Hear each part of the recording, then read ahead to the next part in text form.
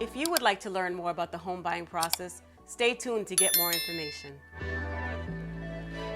Hello and welcome to Realty Talk from the Sofa. My name is Ingrid Fisher. I am your host. I am also a licensed realtor in Rhode Island and in Massachusetts. Today we have Esther Jazmin who's joining us today. Thank you for being here. Thank you for having me. Esther, so can you tell us a little bit about your background? So I'm a loan officer at Main Street Home Loans, and I was previously a first-time homebuyer counselor.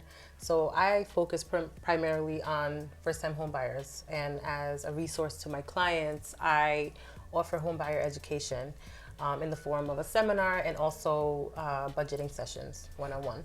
Okay, so if someone's looking to buy a home, what are some of the things they need to in order to prepare? So I typically ask my clients how they earn. So I ask, are you a W-2 earner or do you own your own business? If you were to purchase today, how much money do you have of your own to put down? Are you looking to purchase a one unit, or one family, or a multi-unit? I also ask if they're trying to qualify on their own or if they're looking to qualify with another person. And that matters because you want to make sure that that person has a similar scenario to yours or better, because we use the worst case scenario to qualify. So what are some of the steps that they can take to prepare for home ownership? So education is the most important part because you want to make sure that you have an idea of where you stand, right? Right. So your credit score, your down payment, your financial situation matters as well. And just kind of getting an idea for, if you're someone who is ready to purchase right now, or if you're someone who needs a little more work and it's going to need a little more time to be ready for that process, because the goal is sustainability. You want to make sure that you can afford your home, right, and keep it. Right. So now that we got into that, what is a spending plan and how can someone start a spending plan? So your spending plan is essentially a budget, right? You take your income monthly and scrub it against your income, your debt, your responsibilities, and your necessities, really, because you're thinking your rent, utilities, a car note, your phone, the things you actually need versus all of the other things that you spend your money on, right? So once you take your income and you scrub it against those necessities, then you think about where you allocating the rest of that money, right? And if you're trying to create a cushion for yourself, then you want to be mindful of how much am I putting into a savings so that I can prepare for whatever it may be. It doesn't have to be a home purchase. It can be purchasing a car. It could be, preparing to put your kids through college. It could be you want to go on a trip and you want to make sure that you have that.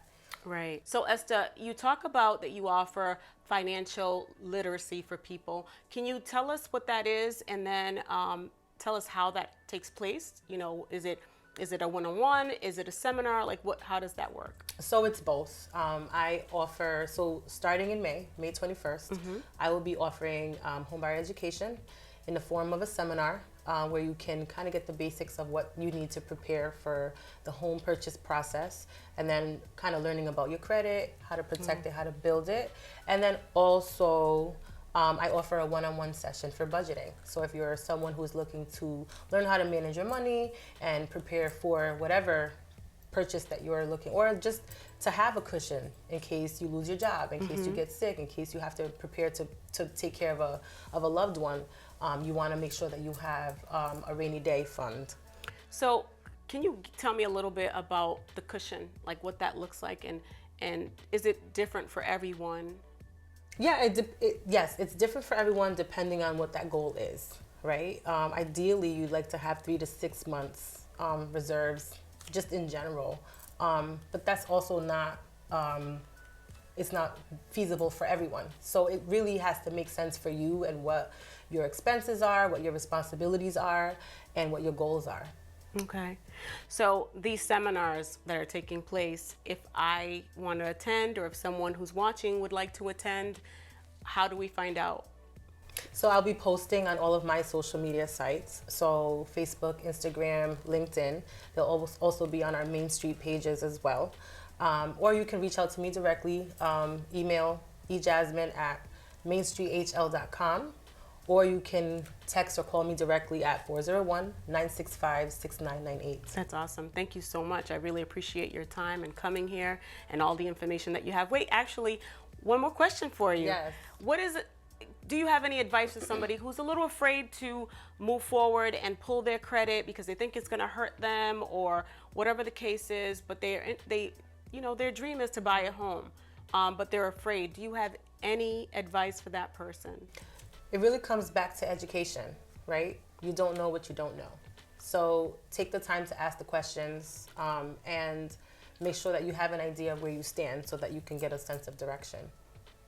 This is very true. And it can start with Esther. It can start with me, yes, absolutely. Okay, well, thank you so much. I really enjoyed this conversation. Likewise. If there's ever any programs that you'd like to come back on the show and tell people about, blessing the community is a great thing. And so just let me know and we'll have you. You've been awesome. Thank you so much. Thank you so much for having me. I really appreciate it. Awesome. Thank you so much for joining us on Realty Talk from the Sofa with me, Ingrid Fisher. Until next time, stay blessed.